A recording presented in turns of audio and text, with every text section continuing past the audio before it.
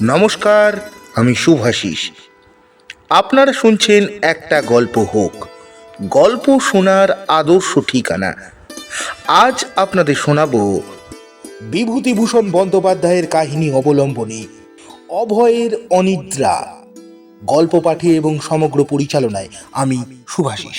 গল্পটি ভালো লাগলে লাইক, কমেন্ট, সাবস্ক্রাইব ও শেয়ার করতে ভুলবেন না। শুরু করা যাক আজকের গল্প, অভয়ের অনিদ্রা।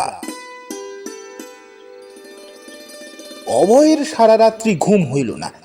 শত চেষ্টা করিয়া সে তাহার চক্ষু নির্মিলিত করিতে পারিল না। সেই যে আচমকা কিসের যেন শব্দে তাহার ঘুম ভাঙিয়া গেল, তারপর আর কিছুতেই সে ঘুমাইতেই পারিল না। চক্ষু যেন তাহার ঠিকরাইয়া বাহির হইবার উপক্রম হইল।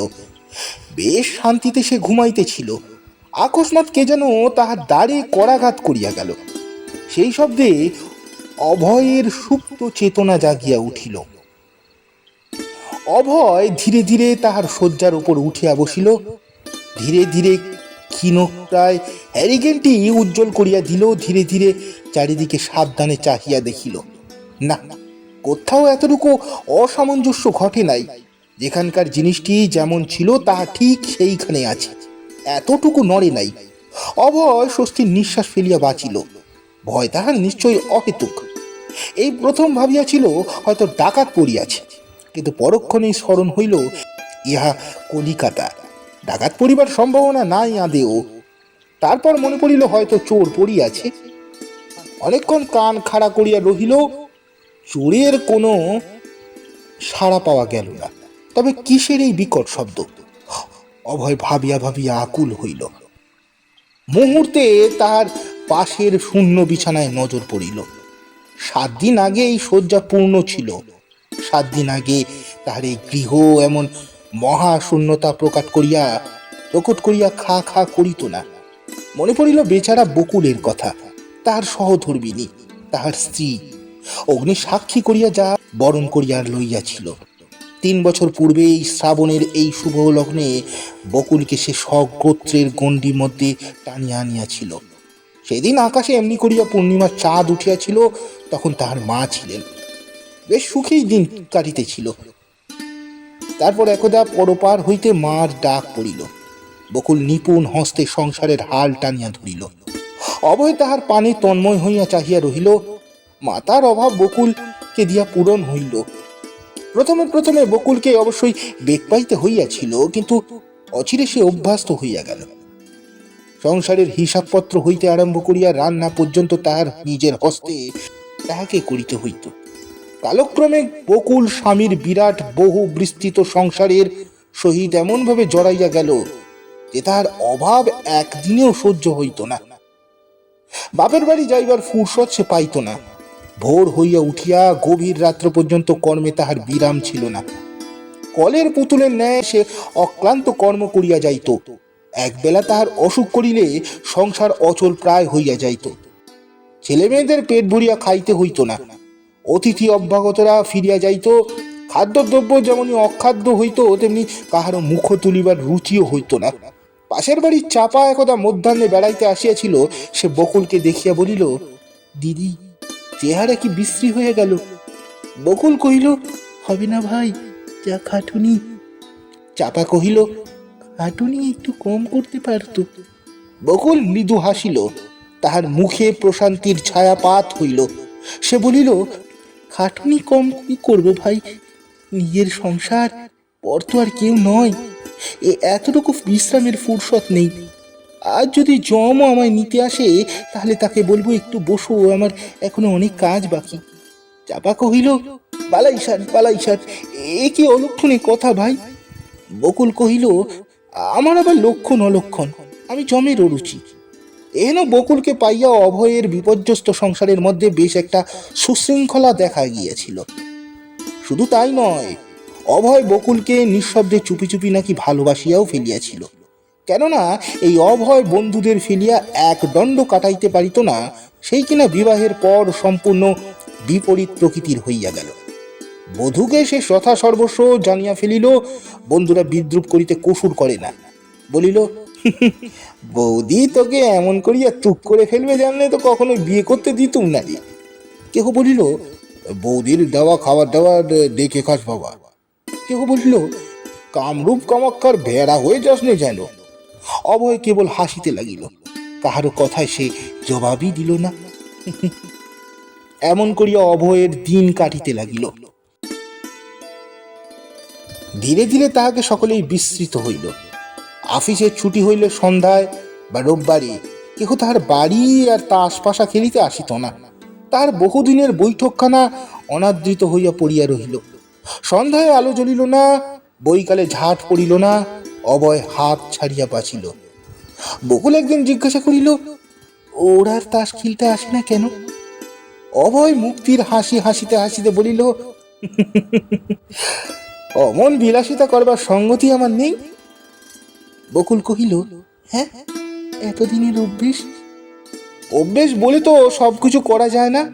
পয়সা চাই, চকচকে পয়সা। তাস চাই, আলো চাই, চা চাই, বিস্কুট চাই। পয়সা দিয়ে তো অমন বন্ধুত্ব কিনতে পারি না বকুল। পয়সা কোত্থেকে আসে সে কথা কি কোনোদিন চিন্তা করেছো একবার? চিন্তা করেছো একবার? কথা শেষে অভয় হা হা করিয়া তাহার স্বভাব সুলভ ভঙ্গিতে হাসিতে লাগিল। বকুল বলিল, আমার বিয়ের পর এমনি করে যমনিকা পাত করলে আমার লোকে দুষবে না, এটা জানো? অর্থাৎ অর্থাৎ লোকে মনে করবে তাদের এই আনন্দ রুদ্ধ হয়েছে আমারই ষড়যন্ত্রে। অভয় আবার সেই রূপ সারা ঘরটি কাঁপাইয়া হাসিতে লাগিল। তারপর বলিল, ও দোষবে তো তোমায়, তা যত খুশি দোষ দিক না, তুমি তো আর শুনতে পাচ্ছ না, তাতে আর কোনো ক্ষতি নেই। 2 মাস অভয়ের সহিত ঘর করিয়া বকুল বেশ বুঝিয়াছিল যে তাহার স্বামী হাত টান বেশ আছে, হাতের আঙুল নাকি তাহার ফাঁক হয় না। বিবাহের পর এই সুযোগে সে বন্ধু বান্ধবদের ফাঁকি দিয়া বসিল। সাবান স্নো কিনিয়া দিতে বলিলে সে হাসিয়া উড়াইয়া দিত। সেকালের দোহাই পাড়িয়া স্ত্রীকে আধুনিকতার বিশেষণে জর্জরিত করিতে কুণ্ঠিত হইত না। সেই হারানো যুগের সোনার দিনের বর্মকে নিজেকে আবৃত্ত করিয়া সে আত্মরক্ষা করিত। বকুলের মুখে কোনো কথা সরিত না। আর তাহার বলিবার বা কি থাকিবে?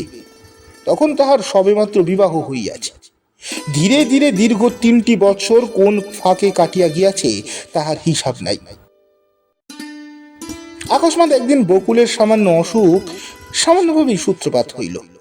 বুধবার রাত্রি 2টায় সে অভয়কে সহসা ডাকিতে লাগিল। অভয় জিজ্ঞাসা করিল, ব্যাপার কি? বকুল কহিল, আমার বড্ড শীত করছে গো। ও ও জানলা দরজা সব বন্ধ করে দাও, আমার ঘাড়ের ওপর একটু লেপ দাও, আমার গায়ে কাপড় দাও, তোষক দাও, গদি দাও, যা কিছু আছে সব দাও। অভয় লেপ দিল, গায়ের কাপড় দিল। বকুলের শীত তবু তিলার্ধ কমল না। সে হি হি করিয়া কাঁপিতে লাগিল, চিৎকার করিতে লাগিল, আরো আরো কি শীত, আরো দাও, আরো দাও। দিবার আর কিচ্ছু অবশিষ্ট রহিল না, তথাপি বকুল কাঁপিতে লাগিল। অভয় তার কপালে হাত দিয়া দেখিল গা পুড়া যাইতেছে। স্থির অবস্থা দেখিয়া সে মাথায় হাত দিয়া বসিল। এখন এই গভীর রাত্রে সে কি করিবে? করিবারই বা কি আছে? সে কি ডাক্তার ডাকিবে? ডাক্তারের কথা স্মরণ হইলে তাহার মনে শিহরণ জাগিল। ডাক্তার কবিরাজ ডাকা তো বিলাসিতার নামান্তর, আর রাত্রে ডাক্তার ডাকা ডবল ভিজিট। না, এ সামান্য জলে মানুষের কোনো ক্ষতি হয় না। একবার ভাবিল মাথায় আইস ব্যাগ দিবে, কপালে জলপটি দেবে, কিন্তু কোথায় আইস ব্যাগ, কোথায় ওডিকলন? এদিকে বকুল চিৎকার করিতে লাগিল, আমার আমার মাথা জ্বলে গেল, পুড়ে গেল। অভয় বলিল, বেশ তো ভালো মানুষ, খাওয়া দাওয়া করলে, শুলে, হঠাৎ কি বা এমন অসুখ করলো বলো দেখি? এ নিশ্চয় ম্যালেরিয়া।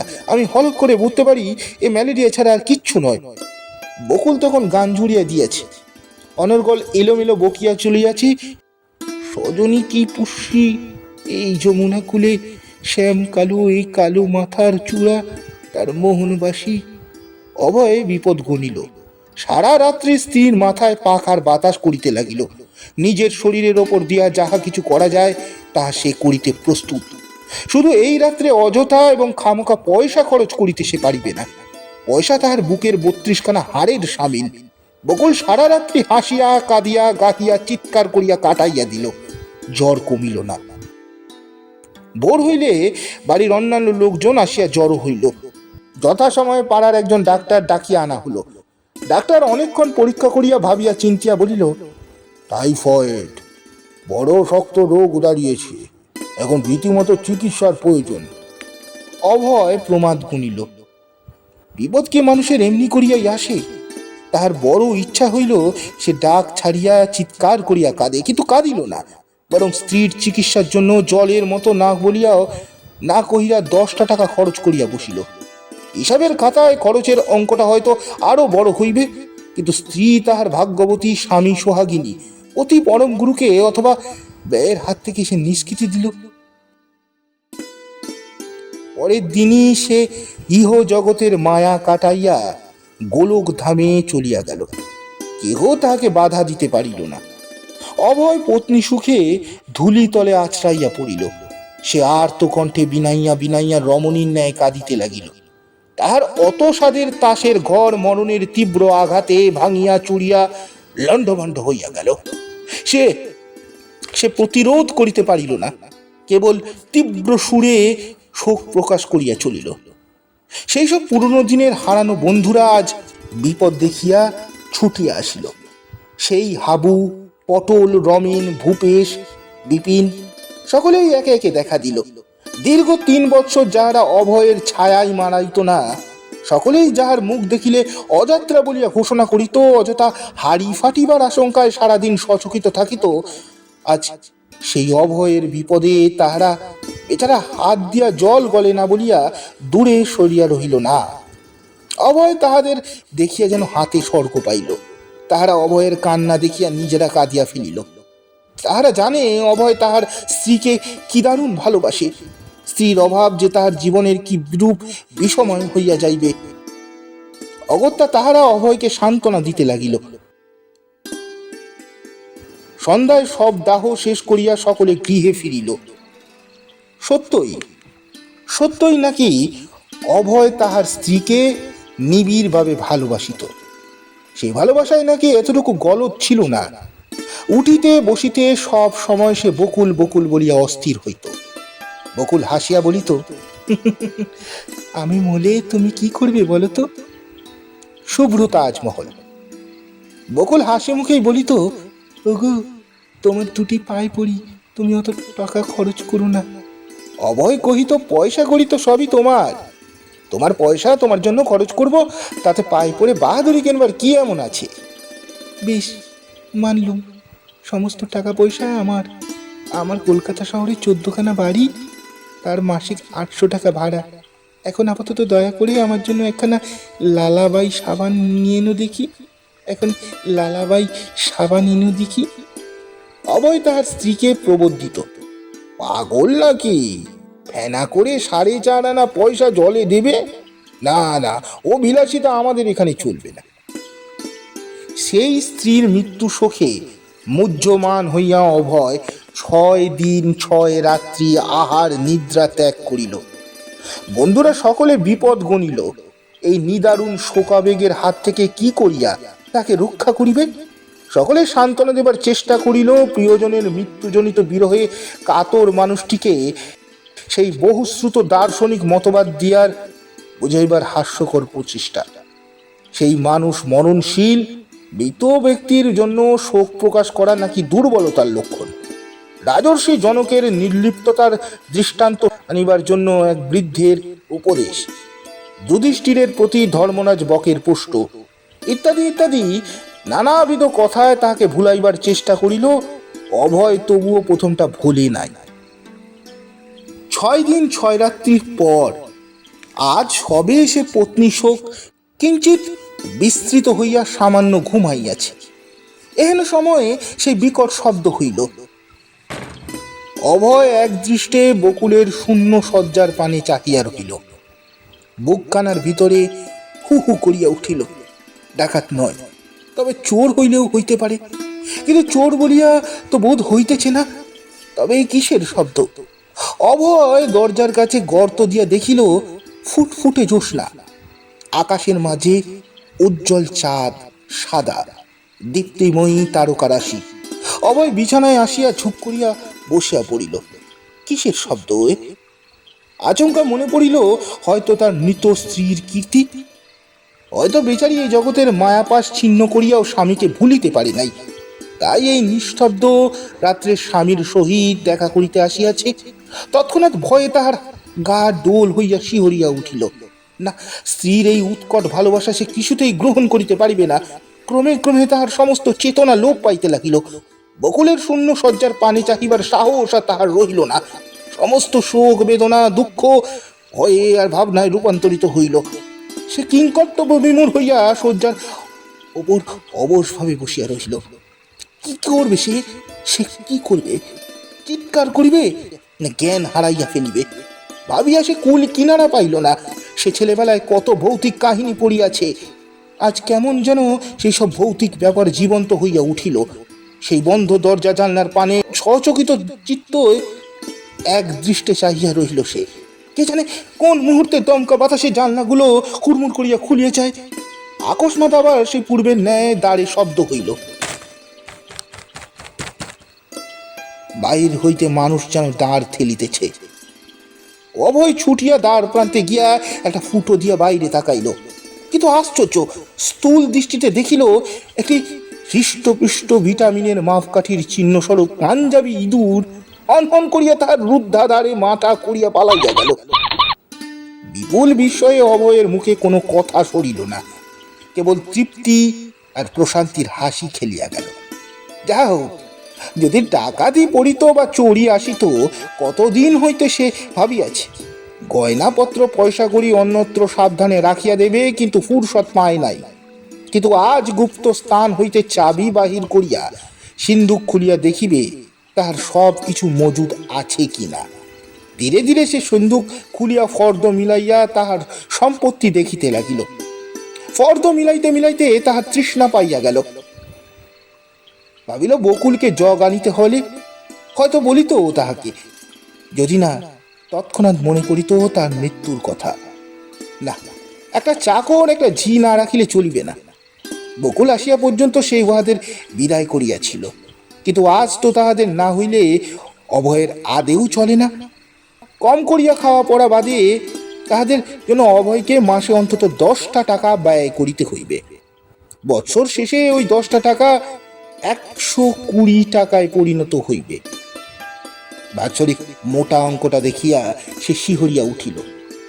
যথাসময় 2টা বাজিল। অভয় তখন বাস্ক হাতড়াইতেছে। তার চুল উস্কো খুস্কো হইয়া গিয়াছে, চক্ষু যেন ঠিকরাইয়া পড়িবার উপক্রম হইয়াছে। ঘন ঘন অস্বস্তির নিঃশ্বাস পড়িতেছে। গভীর রাত্রে সে স্ত্রীর শূন্য শয্যার আসিয়া আশ্রাইয়া পড়িল। আবার সে বিনাইয়া বিনাইয়া চাপা কণ্ঠে কাঁদিতে লাগিল। দেয়ালে টাঙানো স্ত্রীর ফটোখানার দিকে এক দৃষ্টিতে চাহিয়া রহিল। ফটো দেখিয়া বকুলকে চেনা মুশকিল। কোন মানধাতার আমলে ওইখানে তোলা হইয়াছিল। তারপর ফটো তুলিবার প্রয়োজন বা সদিচ্ছা তাহার হয় নাই। 2-3টা করিয়া রাত্রি ধীরে ধীরে কাটিয়া যাইতে লাগিল। অভয়ের চোখে তখনও ঘুম নাই। তখনও সে তাহার দীর্ঘ চুলের মধ্যে অঙ্গুলি চালনা করিয়া কি যেন আকাশ পাতাল ভাবিতে লাগিল। হয়তো সে পত্নী শোকে বিবশ হইয়া গিয়াছে। শয্যা হইতে উঠিয়া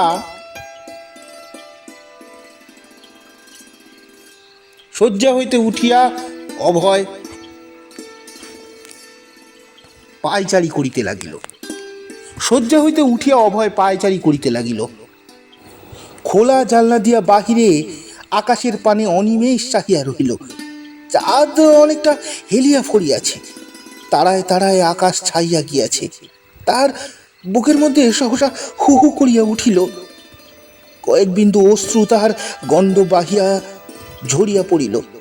কিছুতেই সে ঘুমাইতে পারিল না। ঘুম দূরের কথা, সে তাহার বিছানায় শুইতেই পারিল না। শয্যা তাহাকে কাঁটার ন্যায় বিঁধিতে লাগিল। একবার ভাবিল সে লোটা কম্বল লইয়া যেইখানে দুচোখ চায় সেইখানে চলিয়া যাইবে।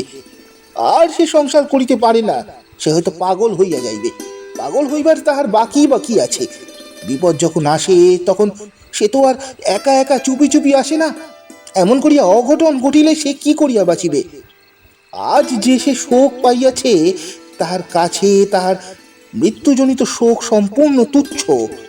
স্ত্রীর শোক সে ভুলিতে পারে, কিন্তু এ শোক তো সে কখনো কোনো কালে ভুলিতে পারিবে না। গত 6-7 দিন, গত 6 দিন 6 রাত্রি এই দারুণ উদ্বেগে কাটিয়েছে। যতটা স্ত্রীর বিরহে না হোক, ততটা তার বেশি এই বৎসরে 120 টাকা খরচের ভয়ে। এই ভয়ে তাহার 6 দিন 6 রাত্রি ঘুম হয় নাই। বকুল ছিল সংসারের নিত্য প্রয়োজনীয়, তাহার মৃত্যুতে সংসারের একেবারে বিপর্যস্ত হইয়া গিয়াছে।